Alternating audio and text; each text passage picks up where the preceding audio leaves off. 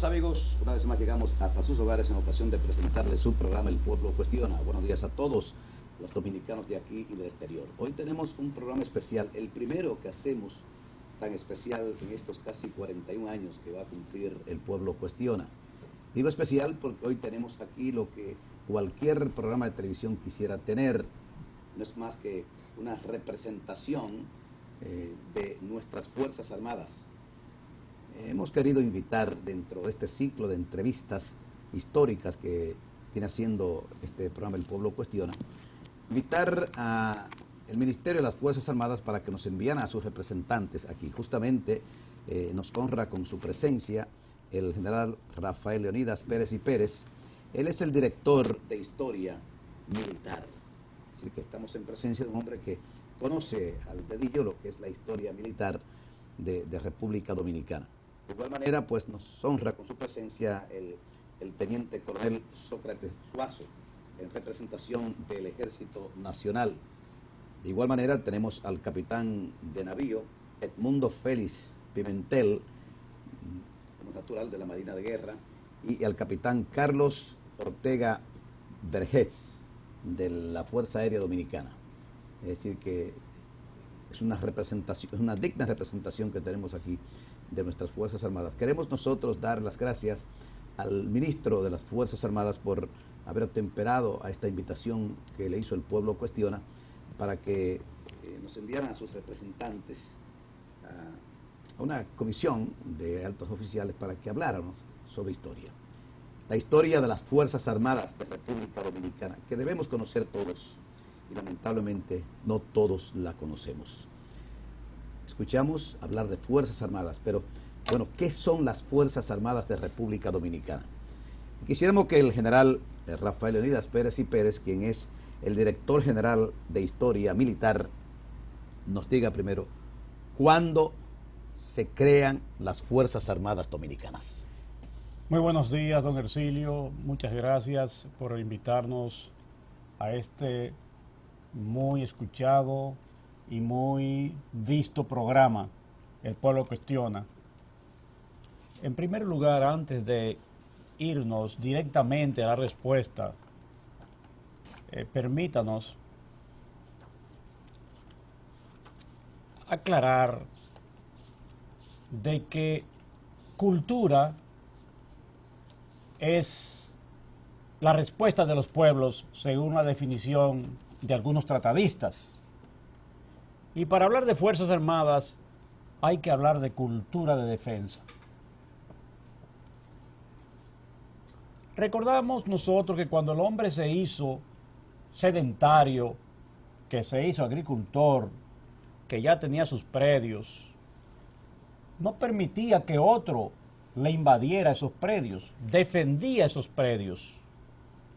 Cuando llegan los conquistadores acá,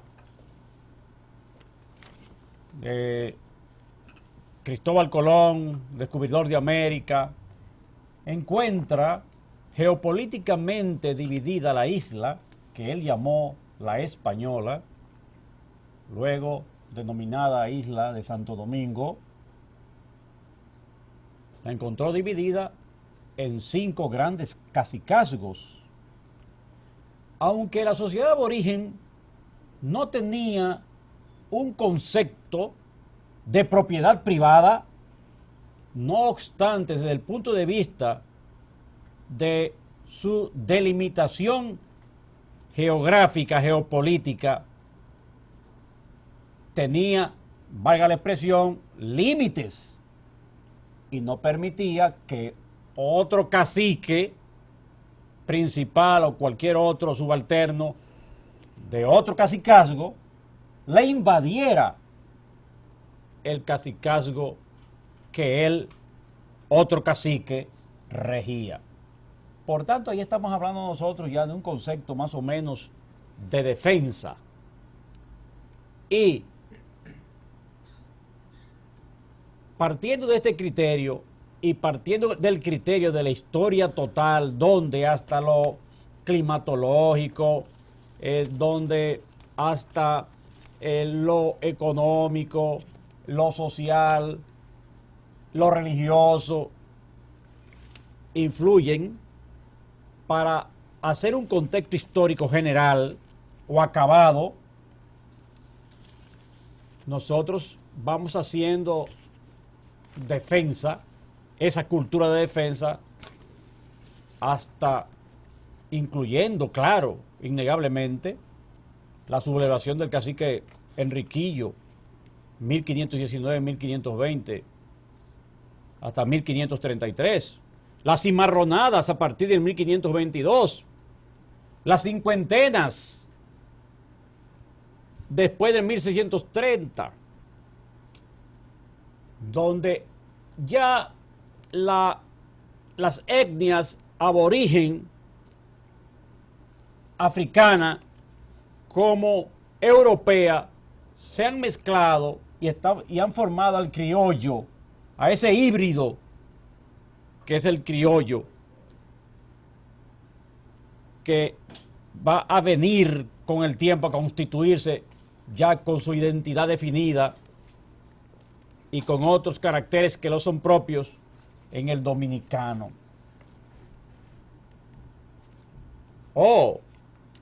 Pero también tuvimos enfrentamientos hasta con los ingleses, con la invasión de Penn y Venables, y aquí el criollo logró el triunfo del 1655. La batalla de la Limonade. La batalla de la Limonade es notorio destacarla porque hay un romance que lleva el título A los valientes dominicanos de Luis Joseph Peguero, tenido como fundador o cofundador de Baní, donde él le dedica este romance a los dominicanos que obtuvieron el triunfo en esta batalla de la Limonade contra los franceses. Los valientes dominicanos. Entonces se va conformando una cultura de defensa que sigue de manera eslabonada, avanzando y robusteciéndose con otros sucesos como la reconquista de Juan Sánchez Ramírez del 1808. Aquí se preserva el español. Pero ya tenemos preservado el español. Pero ya ese hombre también y esa mujer están teniendo ya conceptos de tradiciones homogéneas. Y esa gente está ubicada en un territorio definido. Pero entonces viene la independencia efímera de Núñez de Cáceres, que fue otro eslabón también necesario para que seamos lo que somos hoy. 1821. 1821, la ocupación haitiana, Duarte, el juramento trinitario, los trinitarios, la proclamación de la República Dominicana, de la independencia nacional, 27 de febrero de 1844, las luchas para la consolidación de esa independencia en 12 años de guerra, en 4 campañas, en la guerra dominico-haitiana, y seguimos avanzando en el tiempo. Se conculca esta primera república, se anexa a España por Pedro Santana, se restaura la república y sigue ya esta nacionalidad dada por Duarte, prohijada por Duarte, incólume en los restauradores. Pero seguimos avanzando en el tiempo y se dan sucesos más contemporáneos, como el de la Guerra de Abril de 1965, habiendo pasado previamente por la primera intervención militar norteamericana, donde patriotas, militares y civiles le dijeron que no a esta intervención. Y seguimos avanzando en el tiempo y tenemos las Fuerzas Armadas de hoy destinadas por la Constitución de la República a defender nuestra soberanía, nuestra independencia, la Constitución, las leyes, a integrarnos al desarrollo, al progreso del país, con la autorización de la autoridad suprema, el excelentísimo señor presidente constitucional de la República. En ese devenir, en esos eslabones, es importante destacar que en esas cincuentenas que mencionamos, que era una disposición de 50 hombres para repeler a los franceses, para que no avanzaran hacia nuestro territorio, o hacia este lado de Santo Domingo, desde la parte oeste u occidental de la isla, y defender patrimonio. Y en este devenir, estas cincuentenas se constituyen un esbozo primitivo de lo que es el Ejército Nacional. Así también, ya con el Estado constituido, con la Constitución del 6 de noviembre de 1844, el título 8 de la Fuerza Armada, artículo 185, la divide la Fuerza Armada en Ejército de Tierra, en Armada Naval y también en Guardia Cívica. Y esta es la respuesta que le estamos dando a su pregunta. Pero, ¿nacen las Fuerzas Armadas con la República? Nacen con la Constitución del 6 de noviembre de 1844. Con la República ya había un ejército, cónsono con la República había un ejército, cónsono con la República había una marina. Después vienen disposiciones que las organizan, que las planifican, porque generalmente estas tropas eran colecticias, o no generalmente, eran colecticias. Después se van creando ya dentro del Estado departamentos, distritos, comandancias, propiamente en el Estado dominicano, pero la Constitución del 6 de noviembre de 1844, en su artículo 185, en el título 8, crea la Fuerza Armada. Teniente Coronel Sócrates Suazo, Ejército Nacional. ¿Cuándo entonces nace el Ejército Nacional? Formalmente ya como institución armada.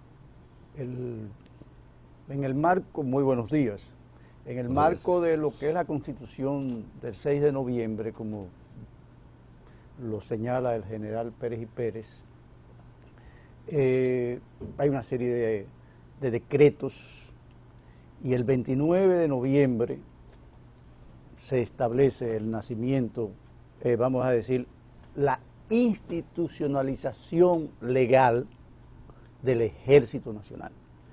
Pero como los prolegómenos que ha señalado el general Pérez y Pérez, no hay una nación en el mundo cuya existencia, cuya vida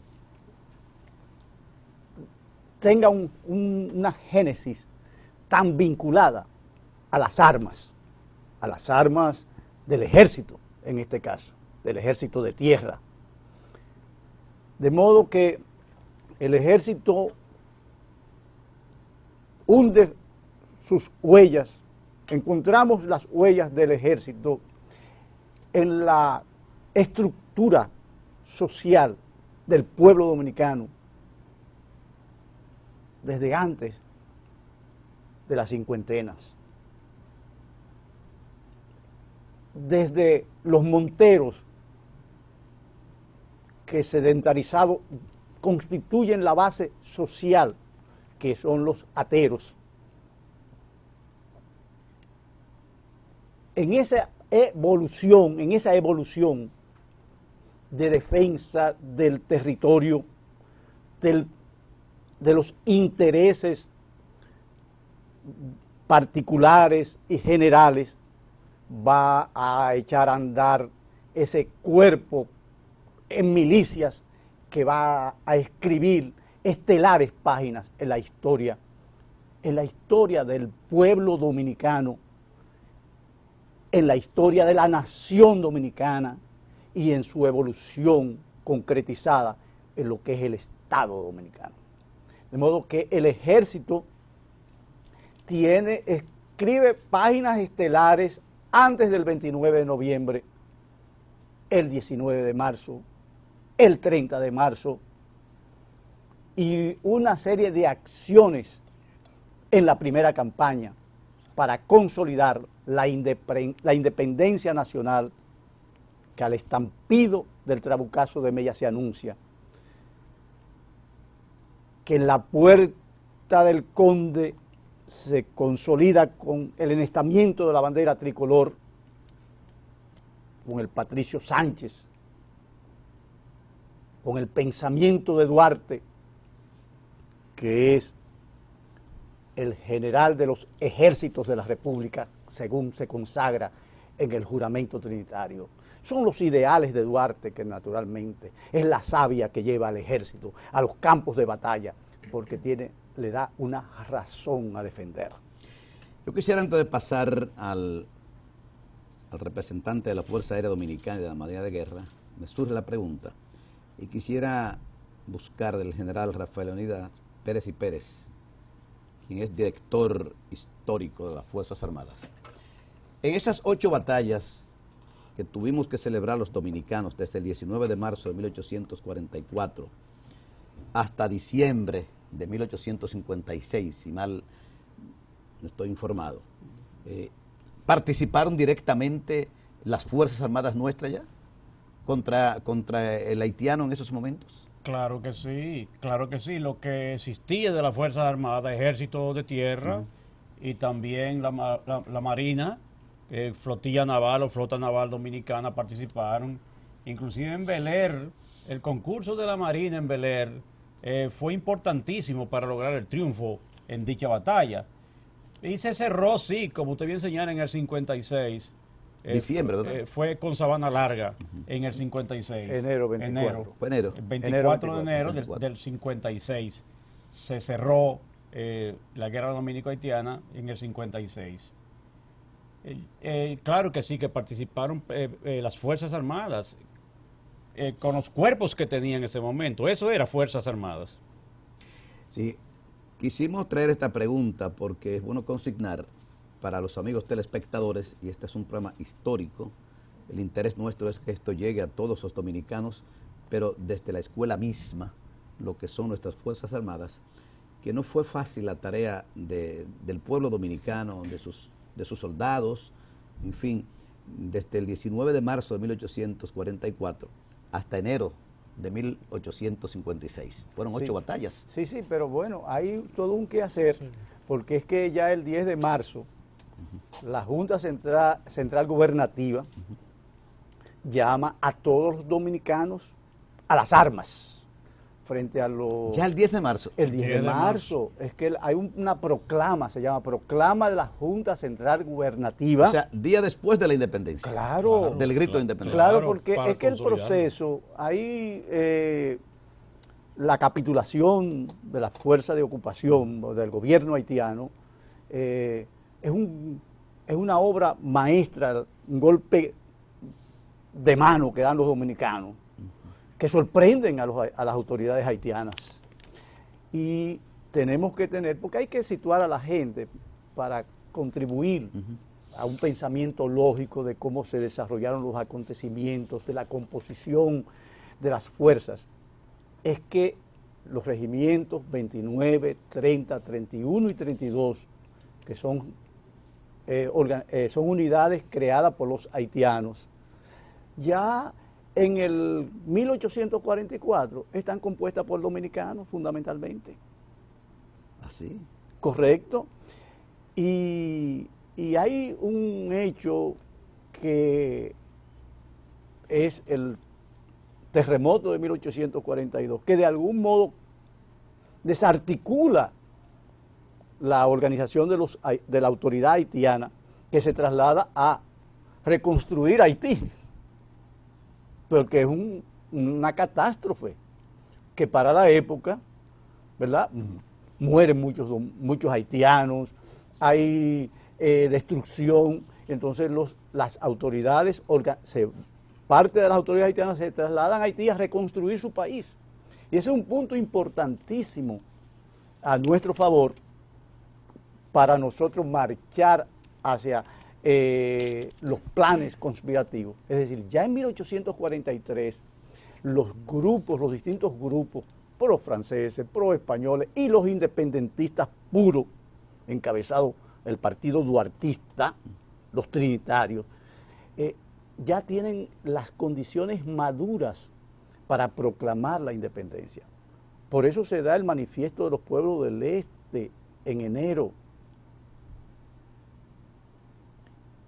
Y esas unidades tienen prácticamente el dominio. Por eso cuando vamos a la Puerta del Conde, el guardia haitiano que está ahí se le conmina a entregar la puerta.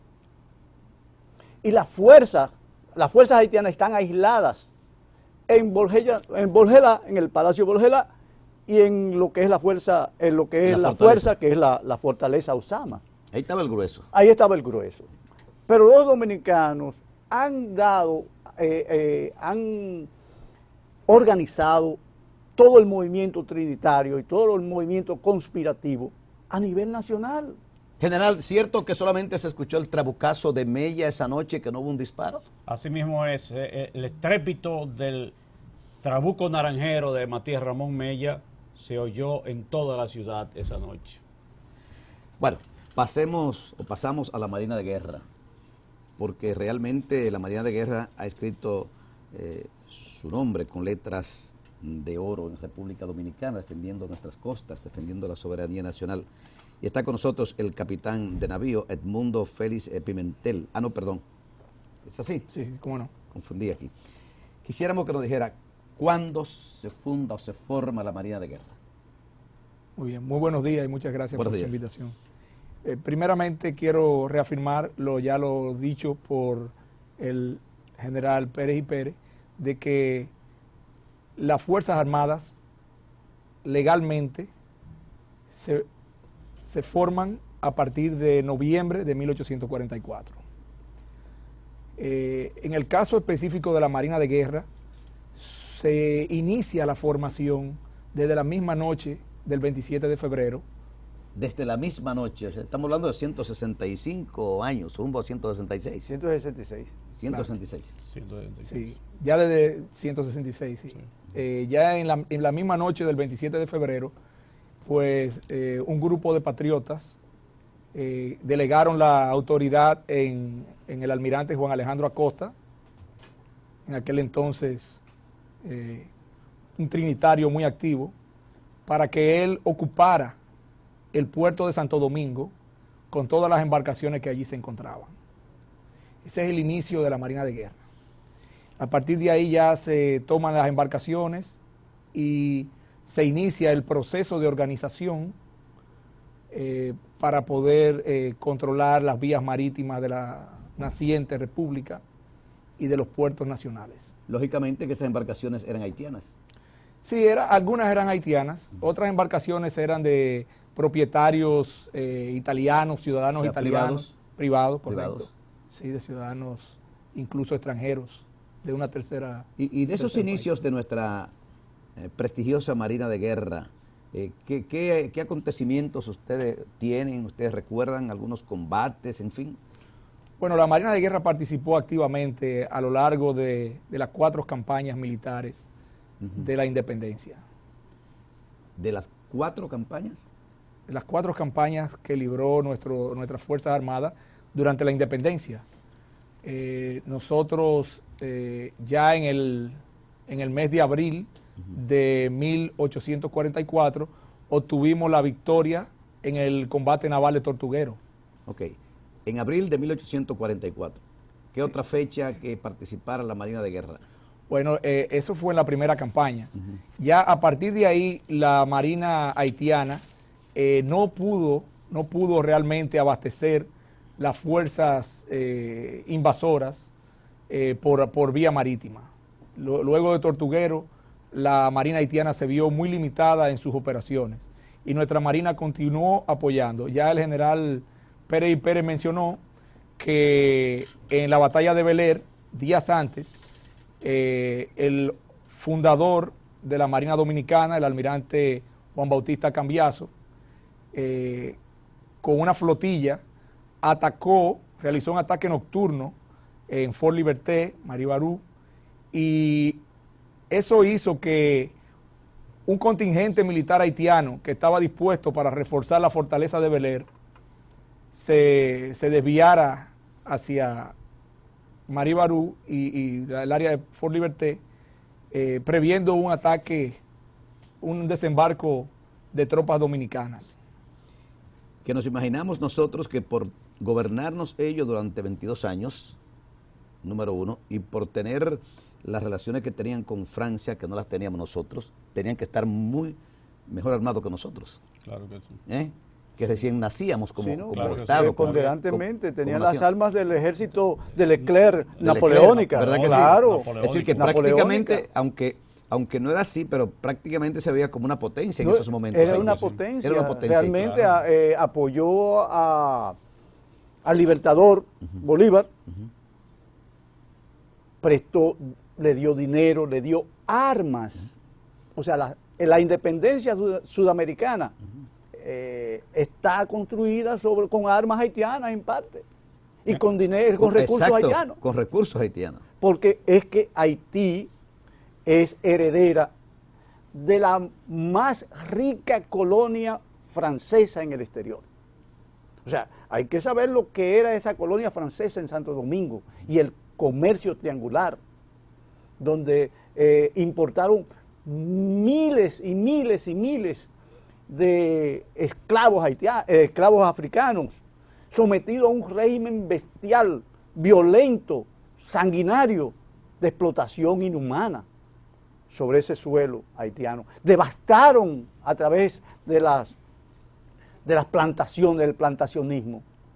Y llega un momento en que los dueños del capital en Francia les reclamaban expandir las plantaciones. Y los grandes plantacionistas aquí le decían, no, porque se deprimen los precios del azúcar. De modo que en ese avanzar del proceso histórico en la isla, de lo que es el pueblo haitiano, de lo que después viene a ser la nación haitiana, el Estado, y lo que es la nación y el Estado dominicano, hay que hacer estas comparaciones. Estábamos frente a un Estado poderoso, en términos económicos y en términos poblacionales. Estamos hablando tal vez de 800,000 haitianos contra una población de 110, de 120,000 dominicanos. Bien, y hay que consignar además el hecho de que parecía una quimera que aquel 16 de julio de 1838, pues Duarte tuviera la visión de formar la Sociedad Patriótica La Trinitaria, la que al cabo de 6 años pues nos dio la independencia nacional. La gente se pregunta con qué contaba Duarte, a no ser con sus grandes ideas, con sus grandes sueños para liberarnos o separarnos de Haití. Vamos a pasar a la Fuerza Aérea Dominicana y quisiéramos que el capitán Carlos M. Ortega Vergés nos hable de la Fuerza Aérea Dominicana. cuando se forma la Fuerza Aérea Dominicana, si él tiene datos de quiénes fueron los primeros componentes de esa Fuerza Aérea de República Dominicana. Muy buenos días. Bueno, claro que sí. La Fuerza Aérea Dominicana nace para los años de 1928, o sea, la aviación dentro del Ejército Nacional. En el 1928 se eroga la ley 904 de ese mismo año, donde se da el primer paso del gobierno de Horacio Vázquez para comprar los terrenos donde se iban a albergar, este departamento que, dependiente del Ejército Nacional, se encargaría de lo que es la defensa del espacio aéreo en República Dominicana. Posteriormente se emiten decretos más adelante, en el año 32, donde se organiza la primera escuela militar y de aviación perteneciente al Ejército Nacional también, y más adelante, en el mismo año del 32, se emite la ley número 283, en la cual se crea ya el cuerpo de aviación dependiente del Ejército Nacional. En el 32. En el 32. ¿Cuándo se convierte en Fuerza Aérea Dominicana? Bueno, la aviación militar dominicana viene desarrollándose, como decimos, desde el 1928, donde la Fuerza Aérea se organiza y se independiza del Ejército Nacional. Es en el año 1948, cuando administrativamente se desprende del Ejército Nacional y forma tienda aparte para seguir el camino independiente del Ejército. Para pasar a ser aviación militar dominicana. Para pasar a ser aviación militar dominicana. Luego se convierte en Fuerza Aérea Dominicana. Luego se convierte en Fuerza Aérea Dominicana. ¿En qué año? En realidad, el nombre de Aviación y Fuerza Aérea Dominicana, desde el año 1932 a la década del año 1950, o sea, del 50 al 60, hubo muchos cambios por decretos del Poder Ejecutivo, en los cuales se cambiaba el nombre de Aviación a Fuerza Aérea Dominicana. Ya en los años 60 ya se le cambia el nombre definitivo por Fuerza Aérea Dominicana. Fuerza Aérea Dominicana, en los años 60. Sí, señor. Diríamos después de la muerte de Trujillo, después de la salida de los Trujillos de la República Dominicana. Así es. ¿Realmente se ha escrito, hay datos ya de la historia completa de la Fuerza Aérea Dominicana, de la actual Fuerza Aérea Dominicana? Porque vemos aquí un libro suyo que dice Aviación Militar Dominicana. Bueno, esto es, dice aquí, Evolución Histórica 1910-2008. Esta es una evolución histórica de la Fuerza Aérea Dominicana o de la aviación militar dominicana. Sí, ese trabajo es un primer ensayo que yo he realizado, un trabajo de investigación. Nosotros nos debemos, o sea, la aviación se debe a hechos previos a lo que fue su formación. A lo que fue su formación. A lo que fue su formación. Entonces yo he querido en ese trabajo plasmar todos esos acontecimientos históricos que llevaron a lo que fue la formación de la aviación militar, lo que es Fuerza Aérea en la actualidad. Dentro de ese libro yo plasmo todos esos acontecimientos basados en documentos originales, decretos, leyes, en los cuales muestran lo que ha sido la evolución histórica desde el año 1910 con el diseño de Zoilo Hermógenes García del primer aeroplano de un dominicano en la República. El primer aeroplano de un dominicano. Sí, fue diseñado por un dominicano. El caso del piloto, del oficial, no sé qué rango tenía, Frank Félix Miranda. Okay. Parte de la historia de la hoy Fuerza Aérea Dominicana, de la antigua aviación militar dominicana y también de la Fuerza Aérea del Ejército que pertenecía originalmente. Sí. Creo que está muy de cerca, muy ligado Frank Félix Miranda. Claro, Frank Félix Miranda fue de los primeros, o sea, podríamos decir que de los precursores de la aviación en nuestro país. Fue enviado a finales de la década del 20 por el gobierno de Horacio Vázquez, ya entrando el gobierno de Trujillo, a capacitarse en Cuba para hacer la carrera de piloto aviador. Ya para 1928, 1929 ya se había designado para asistir a la Escuela Columbia en Cuba, y ya para los años 30, inicio de los años 30, 32 específicamente, ya Franfeli Miranda regresa a la República Dominicana con su diploma de piloto y pasa al cuerpo de aviación recién creado en la República Dominicana. También Además, fue el primer piloto dominicano en el famoso vuelo panamericano. Claro, él fue se podría decir el héroe dominicano del vuelo panamericano, un vuelo trascendental de vital importancia para la aviación, tanto dominicana como de Latinoamérica. Yo particularmente considero que el vuelo panamericano debe ser remembrado cada año como un acontecimiento en el cual no solo se muestra el interés, independientemente de todas las vicisitudes que vivimos en la era de Trujillo. Pienso que el vuelo panamericano fue un acontecimiento en el cual se quería la unión de todos los países de Latinoamérica. Él fue jefe de Estado Mayor de la Fuerza Aérea, ¿verdad? Franfeli Miranda fue jefe del Cuerpo de Aviación y posteriormente fue jefe del Cuerpo de la Aviación también. Bueno, o sea que uno de los verdaderos precursores. General, quisiéramos que usted volviera de nuevo a la génesis de las Fuerzas Armadas Dominicanas. Se habla de que Duarte fue miembro del ejército haitiano. Claro. ¿Verdad que sí? Guardia Pero además Nacional. se dice... De la Guardia Nacional. De la Guardia Nacional. Sí. Creo que cabo llegó. No, llegó hasta coronel. ¿Hasta coronel? Hasta coronel. Bueno, ingresó como cabo entonces. Que Cabo Furiel, Ok. sí. Pero se dice que él quiso ingresar, no sé si era obligatorio en ese momento, porque él era partidario de que los dominicanos adquirieran algún tipo de experiencia militar. Eso es correcto. Y qué mejor que aprenderle en el corazón mismo de lo que podía ser o lo que era nuestro adversario. Claro que sí. Sobre ese particular, ¿qué dato histórico usted nos tiene? Claro que sí. Como usted bien acaba de decir, Duarte, con la intención de que sus acólitos y propiamente él aprendiese del ejército haitiano, ingresó e invitó a sus seguidores a ingresar también en él.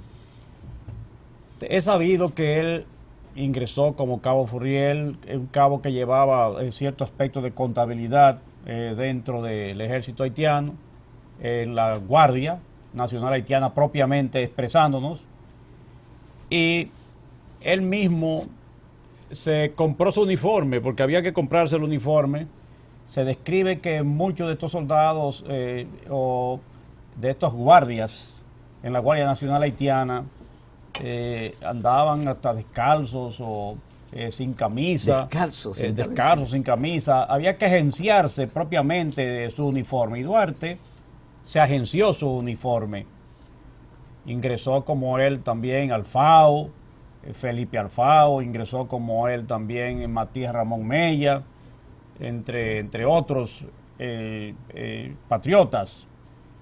Y él le dio a la sociedad secreta, la Trinitaria, aparte del carácter político, aparte del carácter de logia masónica de Lautaro, un tipo de logia, le dio el carácter militar. ¿Por qué le dio el carácter militar? Él confirió rango, él mismo da testimonio de que fue general en jefe de los ejércitos de la República. Primer general en jefe de sus ejércitos en graduación, fundador de la República, y le dio rango a Vicente Celestino Duarte, Que era su hermano. que era su hermano, su querido hermano, muy colaborador con la causa de la independencia nacional, causa de la patria, como también con el mismo Vicente Celestino Duarte le dejó el rango a Pedro Santana, los hermanos Santana, le dejó el Los rango mellizos, Pedro y Ramón. a los mellizos Pedro y Ramón Santana, le dejó el rango de coronel, respectivamente. ¿Para qué? Para que con esta estructura militar, además también de ser secreta, la sociedad secreta, la trinitaria, con esta estructura militar, tener la disciplina, tener la lealtad, tener el honor, tener la solidaridad, que se traducen en valores y también se traducen en principios que son hoy mismo de las Fuerzas Armadas. La obediencia de la Constitución, de las leyes, eso nos lo enseñó Duarte en su proyecto de Constitución del 1844. Y precisamente que él habló en el proyecto de Constitución de 1844 de esa división que en lo militar y en lo naval iba a tener las Fuerzas Armadas, ya con la República establecida, como dijimos, subdividiéndola respectivamente cada institución existente para ese entonces, cuando la Fuerza Armada estuviese establecida, o ya preexistente también, como han enunciado nuestros predecesores cuando les tocó el tema respectivo a ellos, de Ejército de Tierra, de Armada Naval o Flotilla Naval Dominicana. Duarte la subdividió respectivamente, como dijimos, en distritos, en comandancia de puertos. Él tenía un concepto claro de lo militar y llegó a ser general de brigada. También la Junta Central Gubernativa a él le reafirmó su rango, le reconfirmó su rango de general de brigada, aunque después también fue llevado al ostracismo y con el ejército triunfante de la Restauración también volvió a reconsiderarse el rango de general de brigada a Juan Pablo Duarte. O sea que el concepto de lo militar en Duarte fue un concepto muy importante porque él, conocedor de las ciencias políticas, tenía muy definido que el monopolio de la violencia a través de las armas para podernos defender radicaba en un ejército, en una armada bien equipada, bien formadas. Teniente Coronel Suazo, debe puntualizarle un asunto para enriquecer la brillante disertación del general, y es que Duarte funda una escuela de esgrima.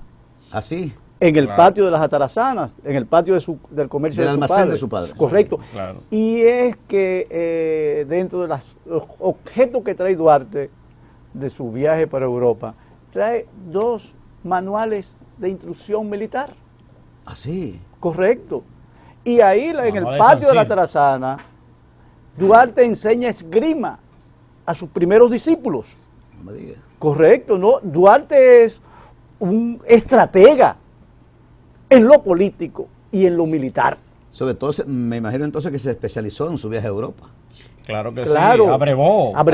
Sí, correcto. Y es sorprendente el éxito de la proclamación y de los días posteriores a la independencia nacional, el éxito que obtienen los dominicanos, porque hay un plan, es decir, previamente se ha planificado los pasos posteriores a dar para consolidar el poder alcanzado y en lo militar establecer lo que se llama la seguridad.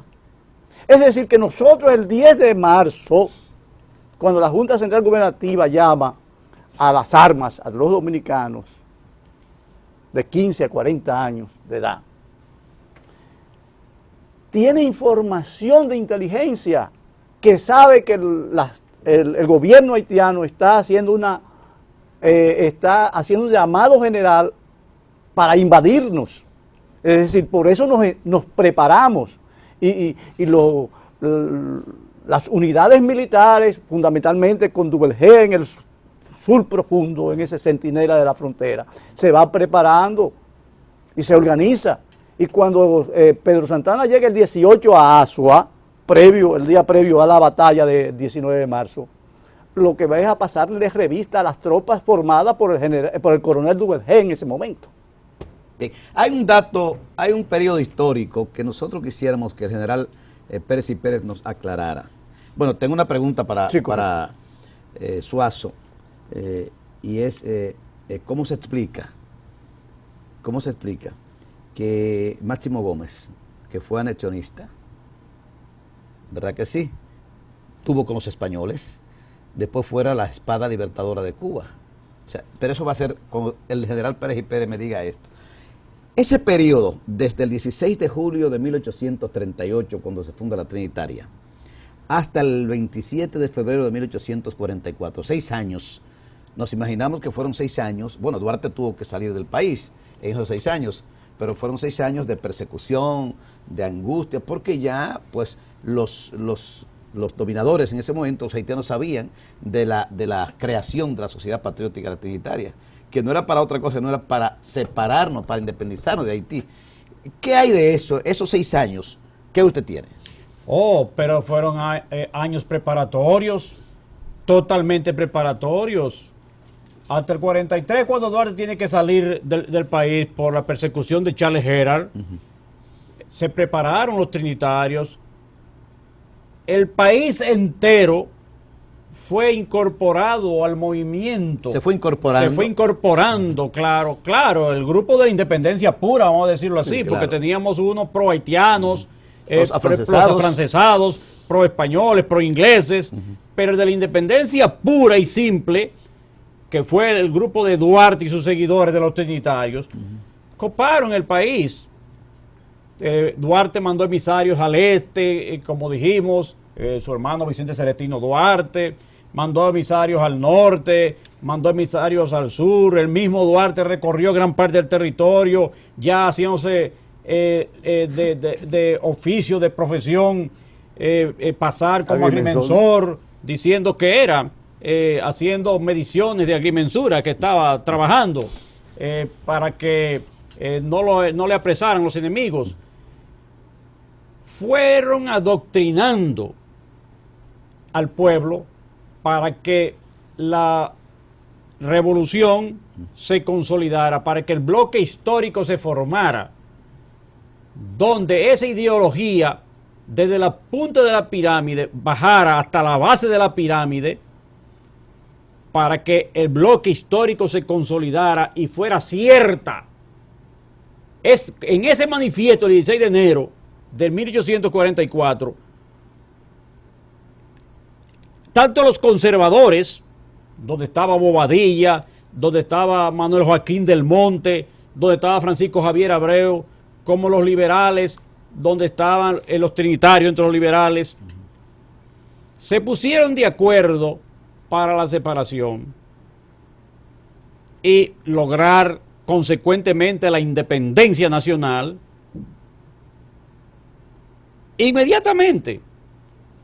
Y por eso, al estar unidos los dos grupos para un mismo fin, en este momento era un enemigo común que había, Haití, y había que salir de él. Y conservadores y liberales se unieron, se formó el bloque histórico, se consolidó, mejor dicho, ese bloque histórico, y hubo triunfo en ese movimiento revolucionario. ¿Cómo ingresa, cómo se mantiene como militar Pedro Santana? Se habla del general Pedro Santana. ¿Cuándo ingresa él? ¿Cómo ingresa?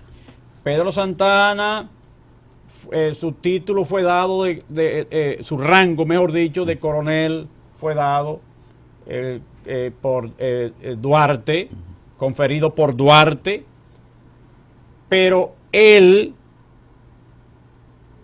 por mandato propio del manifiesto del 16 de enero, que decía que había que designar un general en jefe para comandar esas tropas que iban a consolidar la independencia nacional, en esas gestas que se dieron luego, tocó ya Pedro Santana como una figura que consolidaba un conglomerado de taitas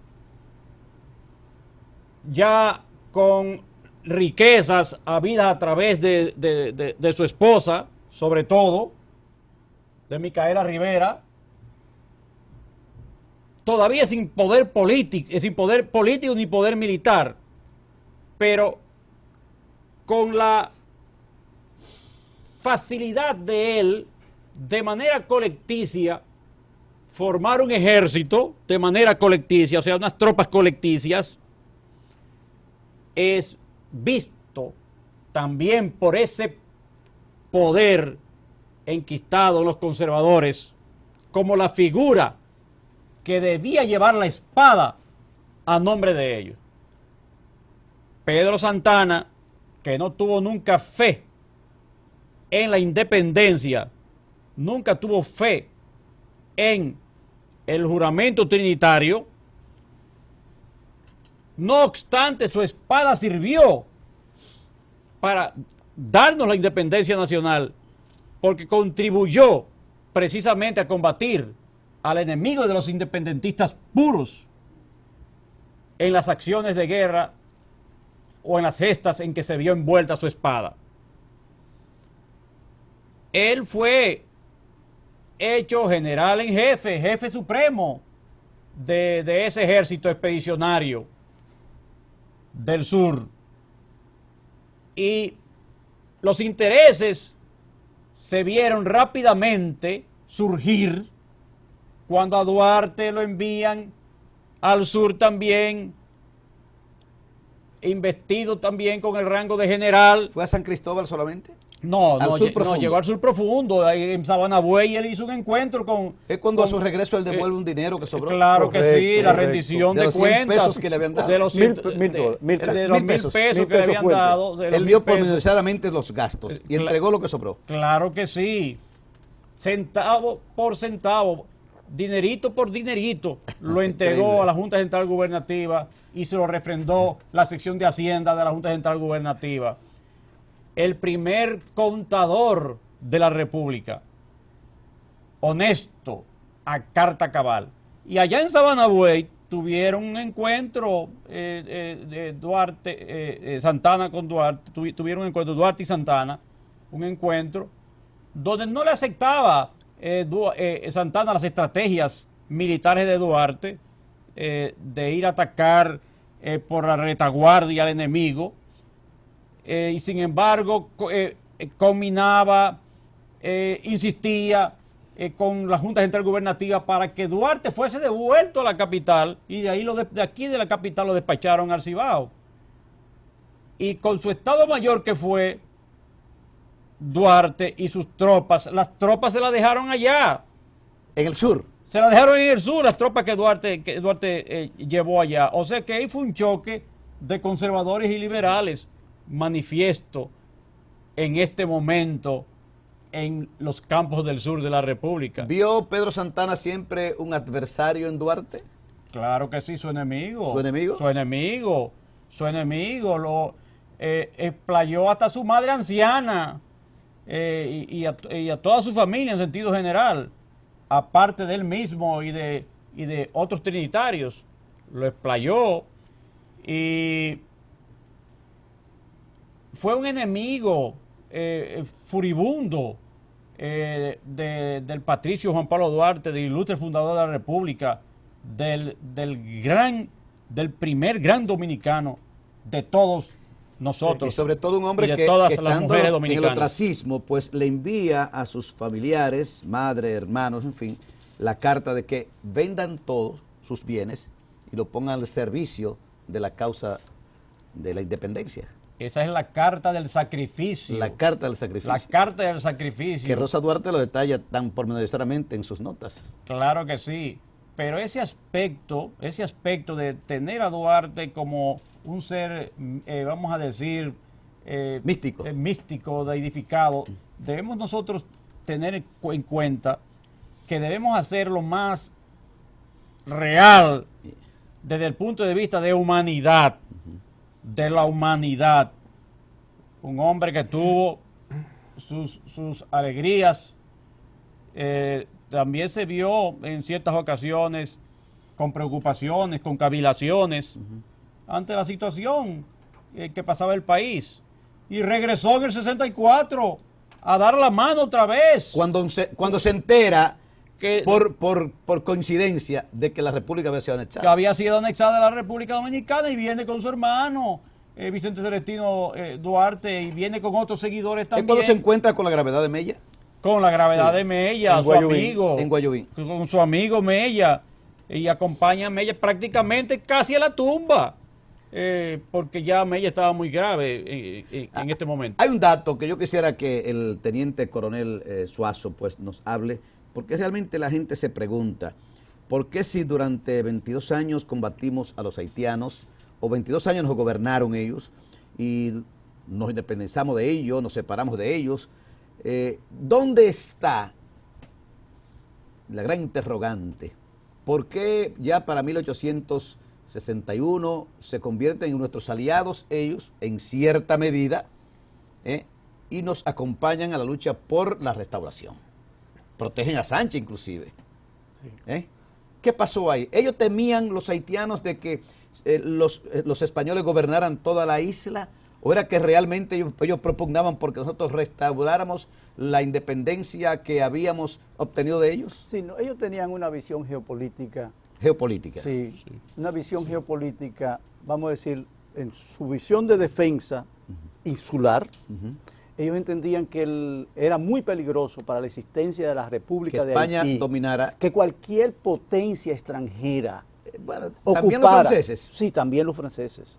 También los franceses. Bueno, claro, sí, le, porque le ellos se temían independizaron más de a los Francia. franceses. Se habían Le independizado. temían más a los franceses Claro. que a los españoles, porque España perdió el interés de ocupar el oeste de la isla desde 1604, Claro. 1605, 1606. O sea, realmente España, en esa visión de la Casa de Contratación de Sevilla, que le da la espalda al mar, con esos prejuicios religiosos, termina cediendo, votando media isla, y definida por lo que se llama la guardarraya, La guardarraya. que era lo que guardaban las cincuentenas. De modo que eso está muy claro. O sea, los haitianos no le temían propiamente a España, pero sí entendían que la existencia de un poder extranjero, colonial, de una metrópolis imperialista, era muy peligroso para la existencia de la República Haitiana. ¿Cómo llega Sánchez a Haití? Es que fíjate, hay unos elementos anteriores a esto.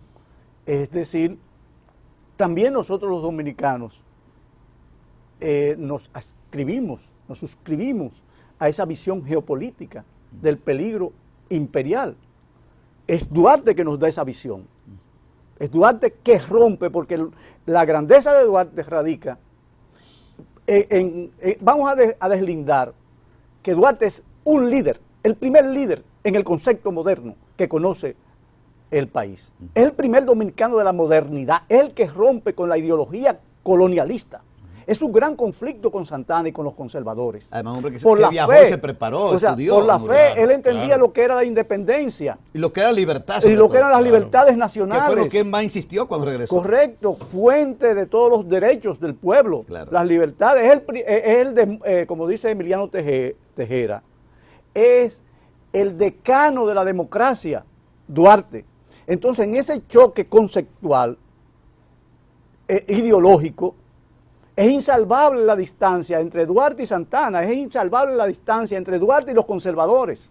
Es insalvable, porque en términos de ideas, es el que le dice al país, el que le suple a los contemporáneos, que los dominicanos hemos alcanzado la madurez para constituirnos ya como nación y como Estado.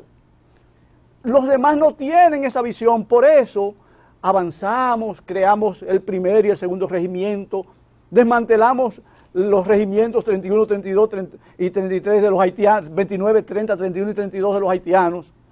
Hacemos nuestros regimientos, los reglamentamos la función del ejército dominicano, vamos a llamarlo ejército dominicano, y llegamos a 1860, cuando se crea incluso la primera escuela militar, el ejército dominicano.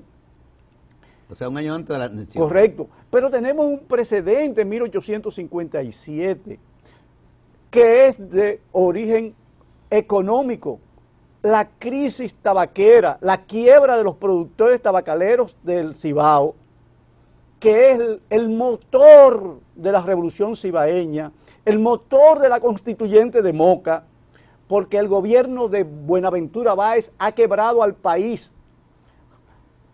prácticamente robándose las divisas de la exportación tabaquera que alcanzó precios exorbitantes en Europa y fundamentalmente en Alemania, y emitiendo sin control papeletas, billetes sin respaldo. Eso fue Báez. Eso fue Buenaventura Báez y eso va a desatar naturalmente una crisis Inorgánicos. que Báez había expulsado a Santana, que no resistió 3 meses de exilio. Estaba pidiendo ¿Esa cacao. inestabilidad provocó la anexión? Provocó la crisis económica que cuando regresa Santana al poder, encuentra que hay un liderazgo militar que ha ido avanzando. A Sabana Larga concurre Benito Monción, concurre Gaspar Polanco, concurren los grandes capitanes que van a comandar la guerra de liberación nacional, que es la Restauración. Y entonces frente a eso hay un nuevo liderazgo. Santana está enfermo, está viejo para la época, y con un país quebrado. ¿Hablando de qué año? 1859, 1860. Sí, pero asume el control después de la anexión. Vino para el 58. Vino para el 58. Para el 58 otra vez Pedro Santana. Y con el apoyo de los cibaeños, cerca a Buenaventura Báez, aquí en la ciudad colonial, lo derroca y asume el poder. Asume el poder. Es decir, que el provecho del esfuerzo de los cibaeños lo recoge Santana. ¿Vino él cuando a su regreso ya, final de los 50, ya con la idea de anexar a España? Yo pienso que cuando él se encuentra con la bancarrota de la nación, que está arruinada también por 22 años de guerra. ¿Y quiénes iban a la guerra? Los agricultores, la gente que producía con la tierra, porque esos eran nuestros soldados. Ahí nacen las montoneras. Esos soldados ¿Ahí nacen las montoneras? No es posterior. Muy primitiva la montonera. Sí, muy primitiva. Allá atrás. Sí. Porque también tú tienes que ver que el país, en términos poblacionales, generacionales, y va cambiando, cada generación trae sus valores, hay un cambio de valores, y entonces hay una generación que releva a la generación del 1844. Llegamos a 1861, 2 de mayo de 1861. Vamos cronológicamente llegando a la anexión a España. Sí. Ok, primer levantamiento que se conoce, aparte del de San Francisco de Macorís, pero el más importante fue el del 2 de mayo en Moca, 1812, correcto, con José Contreras, Cayetano Hermosén y un grupo más. Pero se habla de esos 8, pero realmente tengo entendido que los detenidos, los que fueron hechos presos por orden de Pedro Santana, fueron más de 100, aunque solamente fusilaron creo que se detuvo gente en todo el país, se detuvo a... Que estaban con la independencia del país. Claro, porque es el pueblo. Antianexionistas. Hay un choque cultural incluso, de visiones. Cuando viene el gobierno, se disuelve el ejército dominicano. Cuando viene el gobierno. El gobierno español. Cuando se instaura el gobierno español, hay una disolución del ejército dominicano que ha construido la República Dominicana. ¿Cuándo sale Sánchez hacia Haití? Sánchez está exiliado. Exiliado, sí. En San Tomás. De ahí se va a Haití. Ahí hay una proclama. Sánchez hace una proclama en San Tomás porque Sánchez tiene que cuidarse. Claro. Porque ¿sobre qué base se ha hecho la guerra de independencia? De enfrentar a Haití. Claro. Entonces, eso conlleva una mala imagen asociarse a Haití. Claro. Por eso Sánchez, cuando entra por Haití, dice, entro por Haití porque no lo puedo hacer por otra parte. Pero si alguien pretendiese mancillar mi nombre, decirle que soy la bandera dominicana. Es decir, que era un nacionalista Claro. Para que no se confundiera. Para que no se confundiera. Y entra con el general Cabral. Y un grupo de dominicanos. ¿Cuántos fueron los que fusilaron con junto a Sánchez en el cercado? Hay 21 mártires.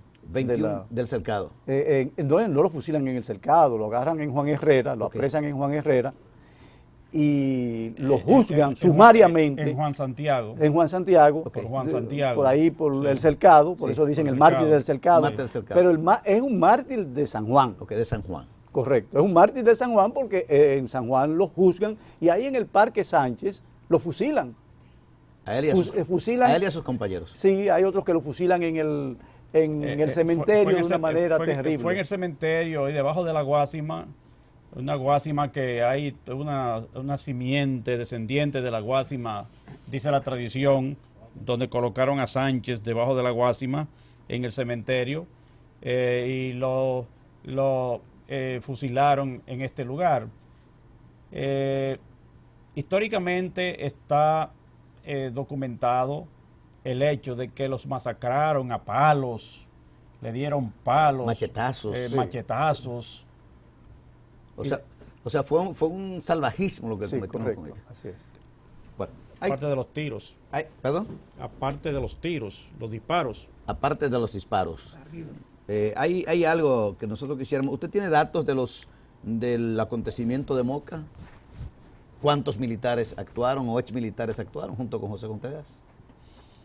Cayetano Hermosén fue uno también de los que participaron. También llamado el Chivo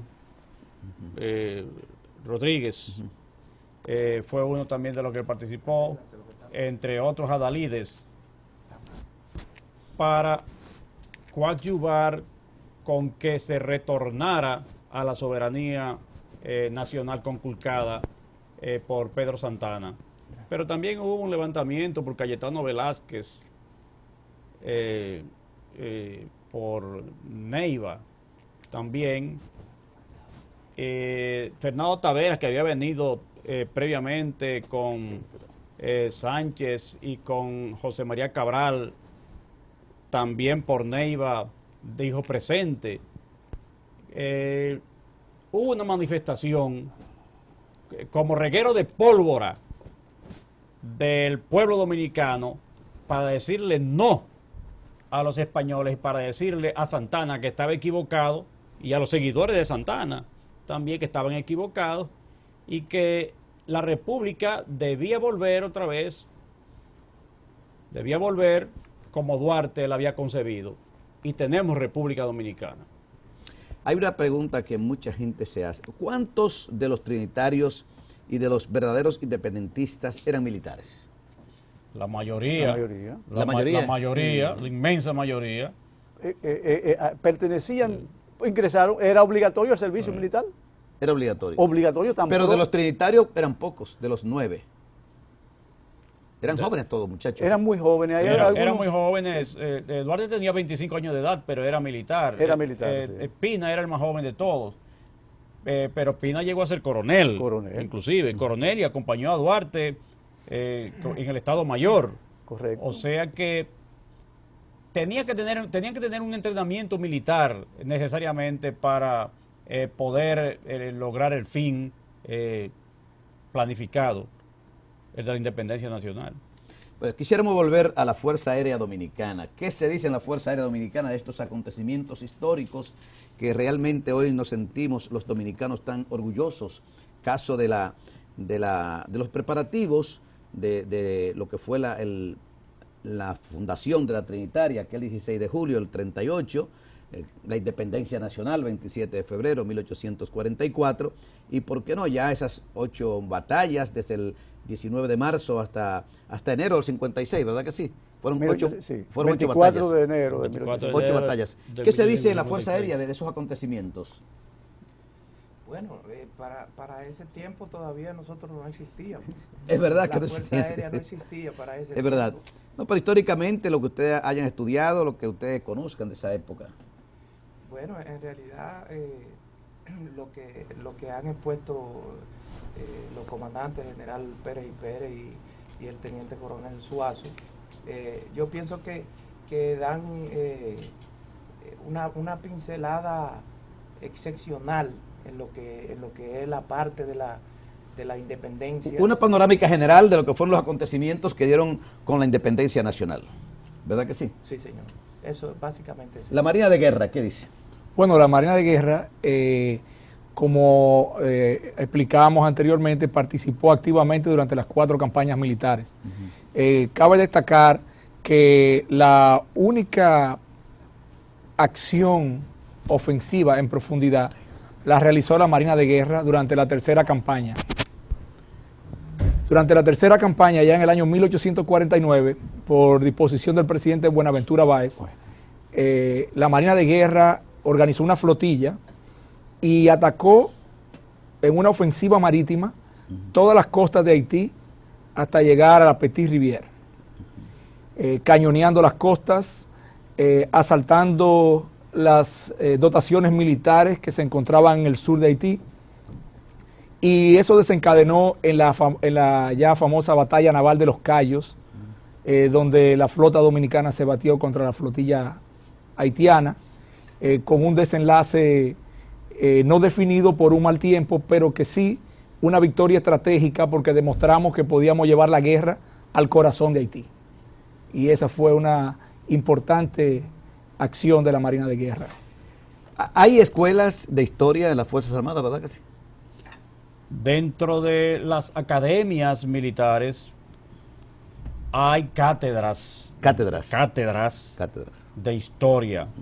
Asignaturas de historia son dadas en las academias militares.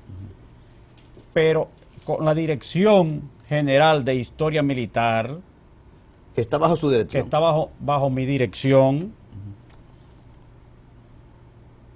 tiene el objetivo básico de difundir, de contribuir al conocimiento y a la difusión de, valga la redundancia, de la historia militar nacional, no solamente en los ámbitos de nuestros cuarteles, sino también en el resto del país, con la población en sentido general. La Dirección General de Historia Militar, propiamente, también con los departamentos correspondientes del Ejército, de Historia, de la Marina y la Fuerza Aérea, tienen este objetivo.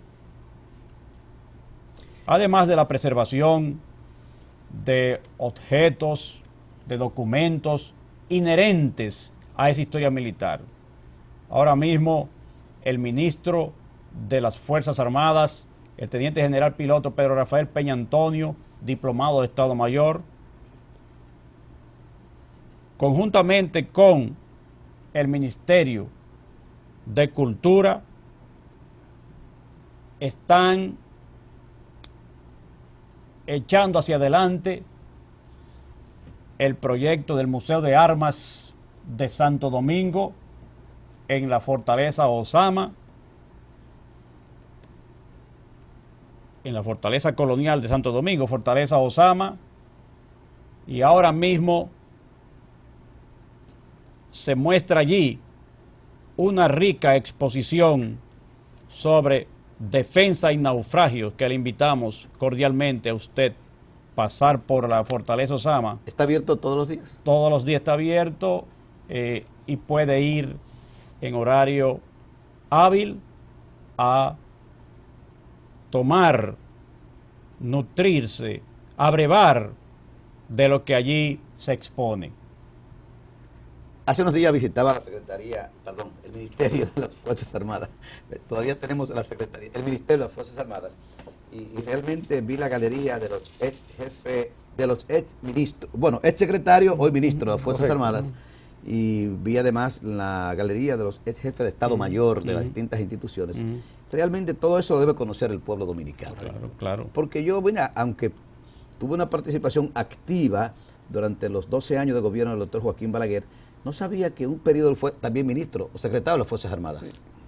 Claro que sí, un periodo fue secretario. Muy corto, pero fue secretario. Fue por horas. Por horas. Fue así también en épocas anteriores. hubo ministros que duraron días o más corto tiempo. Hasta ahora nuestra historia recoge 49 jefes de Estado Mayor del Ejército Nacional, 33 jefes de Estado Mayor de la Marina de Guerra, 32 jefes de Estado Mayor de la Fuerza Aérea Dominicana, y entre ministros de Guerra y Marina, secretario de Estado de Interior y Policía, Guerra y Marina, secretario de Estado de Guerra y Marina, aproximadamente, decimos aproximadamente porque depurando o investigando más profundamente podríamos encontrar en el pasado más remoto uno que otro ministro. Tenemos alrededor de 203 titulares de la cartera de Guerra y Marina o Secretaría de Estado de las Fuerzas Armadas, ahora Ministerio de las Fuerzas Armadas por la Constitución del 26 de enero de 2010, la Constitución actual. Anteriormente los ministros, los hoy ministros, los antiguos secretarios, ¿fueron ministros también en alguna oportunidad? ¿Es la primera vez? Tenemos el caso de, en estos contemporáneos, secretario de Estado de las Fuerzas Armadas contemporáneos, ahora, pero sí atrás, ministro de Guerra y Marina. Mella, por ejemplo, Matías Ramón Mella, fue en más de una ocasión ministro de Guerra de nuestra República. Y otros adalides de la patria también fueron ministros de Guerra. José María Cabral, hasta Francisco Gregorio Villini, un hombre tan civilista, fue ministro de Guerra y Marina también. No podemos dejar bajo ninguna circunstancia las gestas, bueno, de la restauración naturalmente, pero todo el accionar de un Gregorio Luperón como general.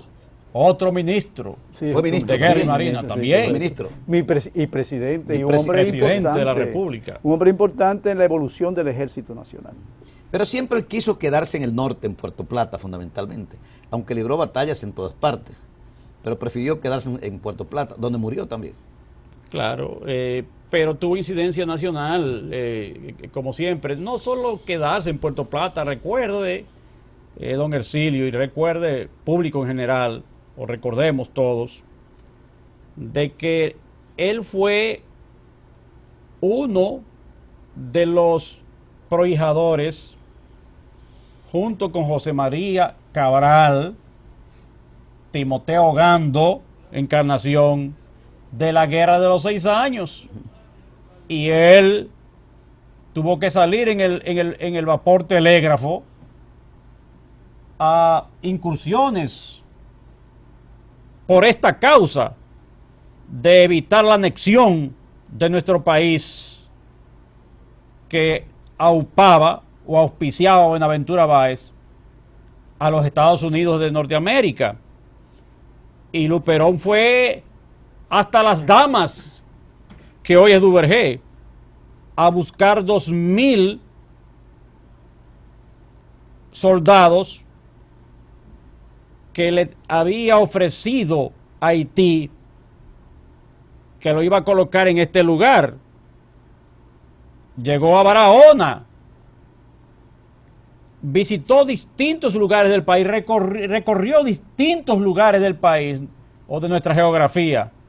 Por tanto, fue un hombre de toda la patria, de toda la nación, de todo el territorio.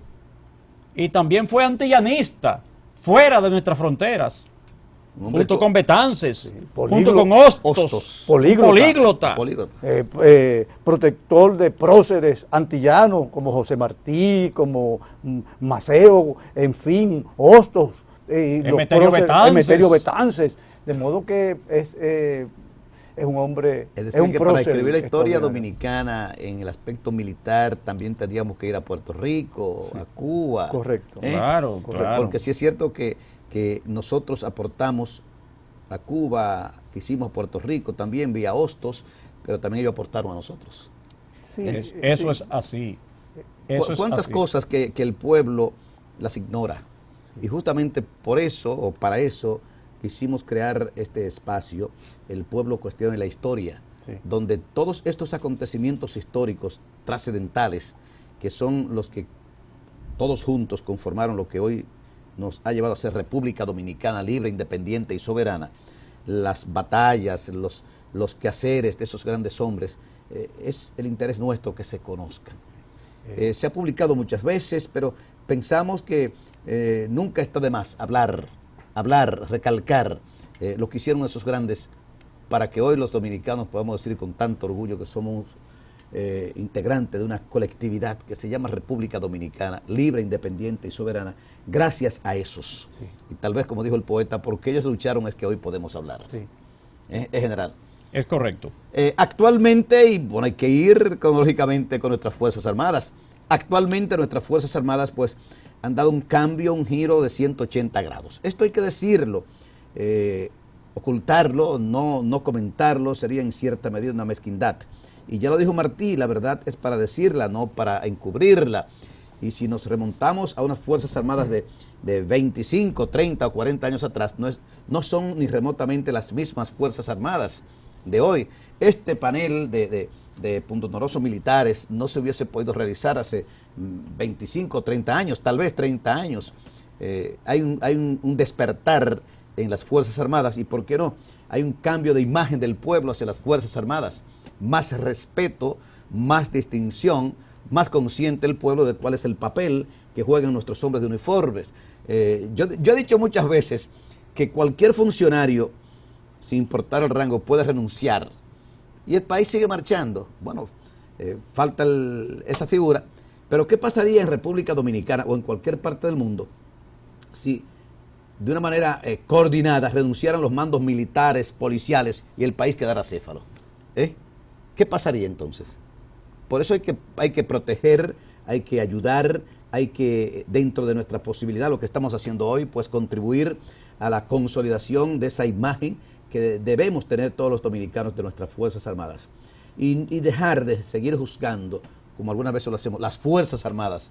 Hablar de un militar, de dos militares, y si es factible identificar cuál es el militar y cuál es el policía que ha cometido un error para señalarlo a él, no a la policía o no a las Fuerzas Armadas, como muchas veces lo hacemos, sin pensar que le estamos haciendo daño a las instituciones que son los pilares del sostén, de la soberanía, de la libertad del pueblo dominicano. Volviendo al caso que nos ocupa, Fuerzas Armadas de hoy, ¿qué nos diría el historiador, el hombre miembro orgullosamente de nuestras Fuerzas Armadas, el general Rafael Leonidas Pérez y Pérez, de la actual Fuerzas Armadas? Gracias a las disposiciones de la Autoridad Suprema, el excelentísimo señor Presidente Constitucional de la República, doctor Leonel Fernández Reina, fielmente interpretadas por nuestro ministro de las Fuerzas Armadas, el Teniente General Piloto Pedro Rafael Peña Antonio, diplomado de Estado Mayor, Fuerza Aérea Dominicana. Las Fuerzas Armadas de hoy están abocadas en base al manual de doctrina conjunta de las mismas, como su manual de estrategia nacional, a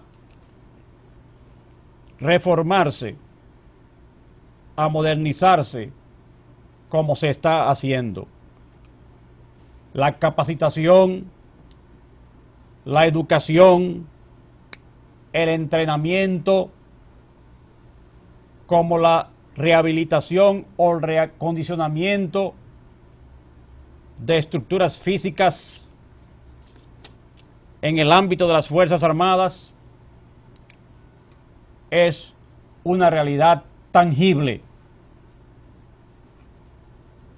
El soldado de hoy es un soldado orgulloso. La mujer militar de hoy es una mujer militar orgullosa. En base al cumplimiento de los principios y de los valores, de estos principios que son verdades fundamentadas en la ética, como son la obediencia a la Constitución y a las leyes, el respeto a los derechos humanos, el respeto a la jerarquía, el enfoque de género precisamente para darle participación a la mujer como tiene participación dentro del seno de las Fuerzas Armadas, con equidad.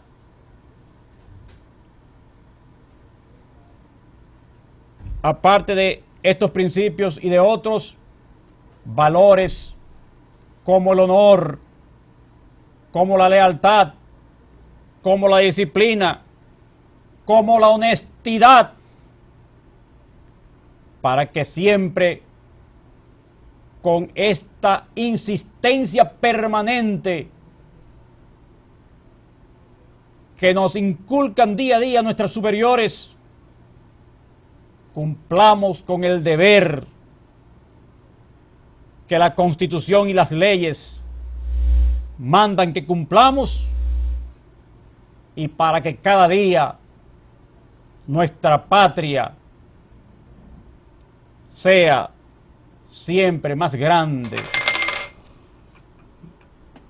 mucho más grande como la soñó Juan Pablo Duarte y como la soñó Luperón y otros adalides de la patria. Debemos recordar que dentro de la sociedad dominicana, aparte del soporte que el resto de la sociedad le da a la patria, en los grados, en las charreteras de los hombres y de las mujeres de uniforme, descansa precisamente la patria. Hermosas palabras del general Rafael Leonidas Pérez y Pérez sobre nuestras Fuerzas Armadas después de haber hecho un recuento pormenorizado de la historia de nuestras Fuerzas Armadas. Quisiéramos que el teniente general, bueno, estamos tal vez violando el protocolo en esto, pero quisiéramos que el teniente coronel Suazo nos dé su mensaje final. Sí, el Ejército Nacional, denominado así desde 1928, después de cumplir un proceso de evolución que hemos consignado aquí en 1874, el presidente Ignacio María González, todo el proceso que crea el general Luperón, promoviendo escuelas, porque yo quiero tal vez despedirme en este mensaje del general Luperón sobre las escuelas. Dice él: en virtud del decreto número 1844 de fecha 12 de marzo de 1880, se establecieron escuelas y academias en cada batallón para que los militares aprendieran a leer, escribir y contar, ya que de esa manera era una aspiración del general Luperón, quien dice que la clase militar de hoy, de 1880, de hoy en adelante, no sea entre nosotros una máquina amenazante de esbirros del poder, sino un conjunto de ciudadanos que conozcan sus deberes y sepan defender y amparar los derechos legítimos de los gobiernos y del pueblo. ¿Cuándo decía Luperón eso? En 1880. 1880.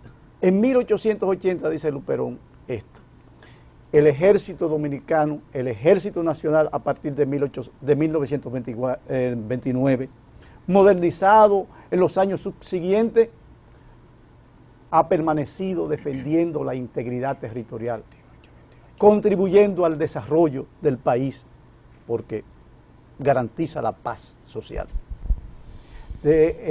Hoy en día, con el comandante Pérez Félix, el general, el mayor general y jefe del ejército, capacita, adiestra permanentemente en las listezas operacionales, en valores, a través de sus escuelas, poniendo énfasis en que el soldado dominicano, en que el miembro del ejército sea cada día un profesional de las armas, un ciudadano en uniforme.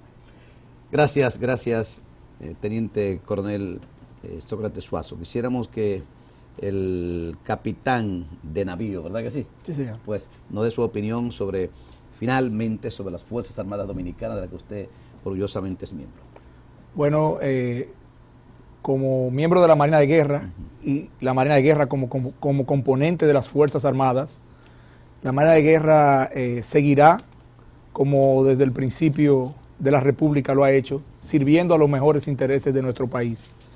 La Marina de Guerra que hoy dirige nuestro vicealmirante Homero Luis Lajara Solás ha hecho un enfoque directo en alinearse con los ejes nacionales de desarrollo, con la estrategia de las Fuerzas Armadas, y vela directamente por la listeza operacional que nos permita proteger, asegurar las aguas dominicanas, mantenerlas libres de ese flagelo del narcotráfico, mantener nuestros dominicanos seguros, que no se aventuren en embarcaciones frágiles, salvaguardarle las vidas a esas personas.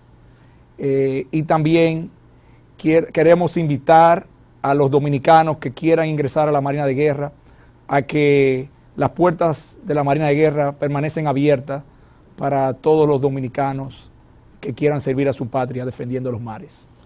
Capitán, quisiéramos su opinión, capitán Carlos Ortega Vergés. Sí, señor.